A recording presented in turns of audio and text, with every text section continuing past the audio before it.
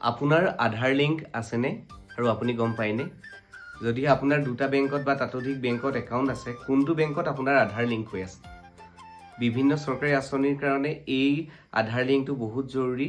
আচলতে এজন মানুহৰ একেটা সময়তে কেইবাটাও একাউণ্ট থাকিব পাৰে কেইবাটাও বেংকত, কিন্তু আধাৰ লিংক বা আধাৰ মেপ অকল এটা একাউণ্টত থাকিব পাৰিব, যোনটোক DBT লিংক বুলি কোৱা হয়। আৰু আপুনি যদিহে গম নাপায় আপোনাৰ কোনটো একাউণ্টত লিংক আছে বা আপুনি জানিব বিচাৰিছে, মই আজি খুব সহজতে কোনো বেংকলৈ নোযোৱাকৈ ঘৰত বহি কিদৰে আপুনি জানিব পাৰিব এই বিষয়ে এই ভিডিঅ'টোত ক'বলৈ চেষ্টা কৰিছোঁ।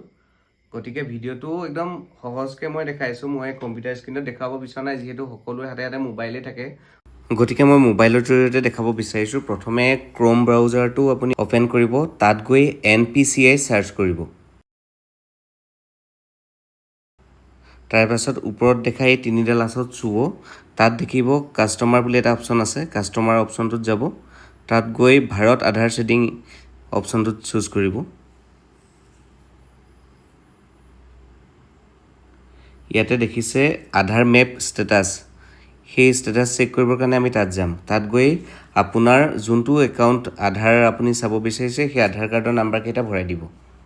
তাৰপাছত তলত কেপচা সংখ্যাকেইটা যোনকেইটা ওলাইছে এজ ইট ইজ ভৰাই দিব আৰু চেক ষ্টেটাছ কৰি দিব।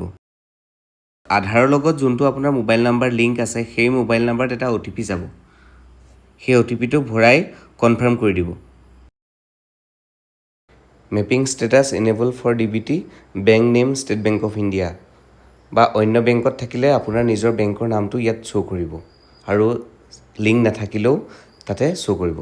প্ৰিয় শ্ৰোতাসকল, আপোনালোকে নিশ্চয় এই ভিডিঅ'টোৰ জৰিয়তে গম পালে যে আধাৰ মেপ ষ্টেটাছ কিদৰে চেক কৰিব পাৰি, আৰু যদিহে গম পাইছে যে ক'তো লিংক নাই বা আপোনাৰ ডাকঘৰত ধৰক লিংক আছে, আপুনি SBI লিংক কৰিব বিচাৰিছে, তেতিয়াহ'লে কিদৰে কৰিব তাৰ কাৰণেও বেংকলৈ যাবলৈ কোনো প্ৰয়োজন নাই।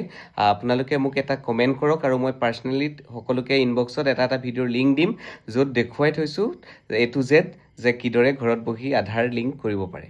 গতিকে ভিডিঅ'টো যদিহে ভাল লাগিছে সকলোকে শ্বেয়াৰ কৰক আৰু লাইক কমেণ্ট কৰি আমাক ছাপোৰ্ট কৰক।